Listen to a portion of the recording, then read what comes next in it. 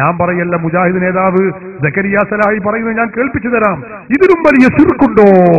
റസൂലുള്ളാഹിനെ വിളിച്ച് ആയിരക്കണക്കിന് ആളുകൾ ഒരുമിച്ച് കൂട്ടിയിട്ട് റസൂലുള്ളാഹിനെ വിളിച്ച് ഇങ്ങനെ പ്രാർത്ഥിക്കുക, സഹായം ചോദിക്കുക, ഇതിലും വലിയ ശിർക്കുണ്ടോ?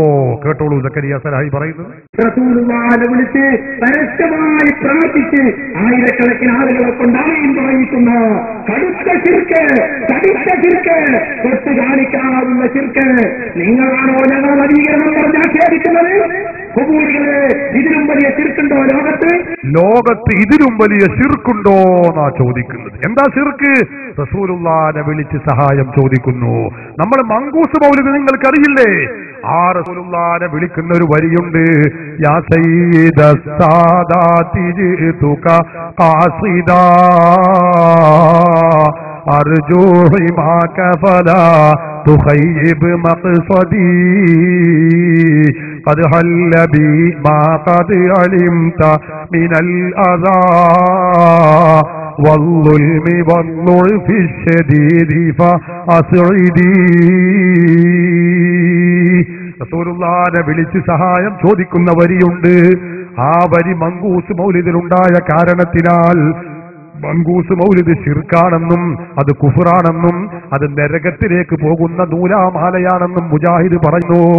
നോക്കൂ നിങ്ങൾ, മുജാഹിദിന്റെ ഒരു മൗലവി ഈ വരി എടുത്തുകൊണ്ട് തന്നെ ശിർക്കാക്കി പ്രഖ്യാപിക്കുന്നത്. ഹനീഫ കായക്കൊടി പറയുന്നത് കേട്ടോളൂ. എന്തിനേറെ സർവലോക രക്ഷിതാവിന്റെ സന്ദേശം ഈ സമൂഹത്തിന് പഠിപ്പിക്കുവാൻ വേണ്ടി അല്ലാഹു സുബ്ഹാനഹു വ തആല നിയോഗിച്ച മുഹമ്മദ് മുസ്തഫ സല്ലല്ലാഹു അലൈഹി വസല്ലം ലാ ഇലാഹ ഇല്ലല്ലാഹ് എന്ന ആദർശം പഠിപ്പിക്കുവാൻ വേണ്ടി, ഈ ഒരു സന്ദേശം ആളുകളിൽ എത്തിക്കുവാൻ വേണ്ടി കഠിനാധ്വാനം നടത്തിയ, പ്രയാസങ്ങളിലൂടെയും പീഡനങ്ങളിലൂടെയും കടന്നുപോയ നബി സല്ലല്ലാഹു അലൈഹി വസല്ലം, ആ നബി സല്ലല്ലാഹു അലൈഹി വസല്ലമയോട് പോലും പ്രാർത്ഥിച്ചുകൊണ്ടിരിക്കുന്ന ആളുകൾ, യാ സയ്യിദ സാദാതി ജിതുക ഖാസിദാ അർജൂ ഹിമാക ഫലാ തുഖയ്യിബ് മഖ്സദി.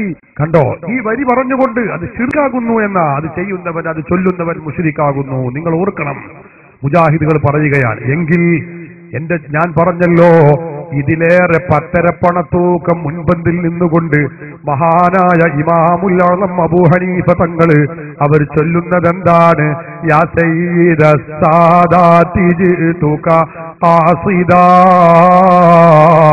അർജൂ റിളാക വ അഹ്തമി ബിഹിമാക. നബിയേ, അങ്ങയുടെ പൊരുത്തം എനിക്കുണ്ടാവണേ നബിയേ, അങ്ങയുടെ സംരക്ഷണ വലയം എനിക്കുണ്ടാവണേ നബിയേ. എന്നിട്ട് പറയുന്നു, അനതാമിഉം ഫിൽ ജൂദി മിൻക വലം യകുൻ ലി അബീ ഹനീഫത ഫിൽ അനാമി സിവാക. തങ്ങളുടെ ഔദാര്യം ഞാൻ കാക്ഷിക്കുന്നു നബിയേ. സൃഷ്ടികളിൽ നിന്ന് എനിക്ക് തുണയായി സഹായിയായി തങ്ങളല്ലാതെ മറ്റൊരാളുമില്ല നബിയേ. അബൂ ഹനീഫ ഇമാം റസൂലുള്ളാഹിനെ വിളിച്ച് സഹായം ചോദിക്കുന്നു. മുജാഹിദുകളുടെ ഭാഷയിൽ കൊടിയ ശിർക്കാണ്, ലോകത്തെ ഏറ്റവും വലിയ ശിർക്കാണ്.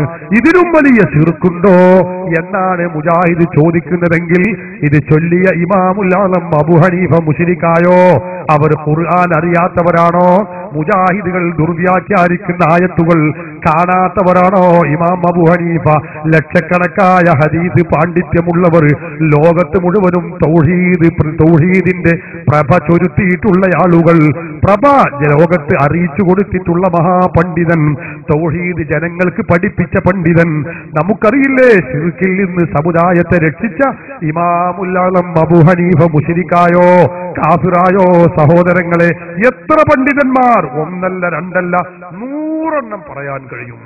എല്ലാവരും ആരംഭ റസൂലിനെ വിളിച്ച് സഹായം ചോദിച്ചവരാണ്, ചോദിക്കണമെന്ന് നിർദ്ദേശിച്ചവരാണ്, അതിനുവേണ്ടി കൽപ്പിച്ചവരാണ്. ഇൻഷാ അല്ലാഹ് അതിവിടെ ചോദ്യങ്ങൾ ഉണ്ടാകുമ്പോ ഞാൻ മറുപടികൾ പറയും എന്ന് ഓർമ്മപ്പെടുത്തി ആ ഭാഗം ഞാൻ അവസാനിപ്പിക്കുകയാണ്.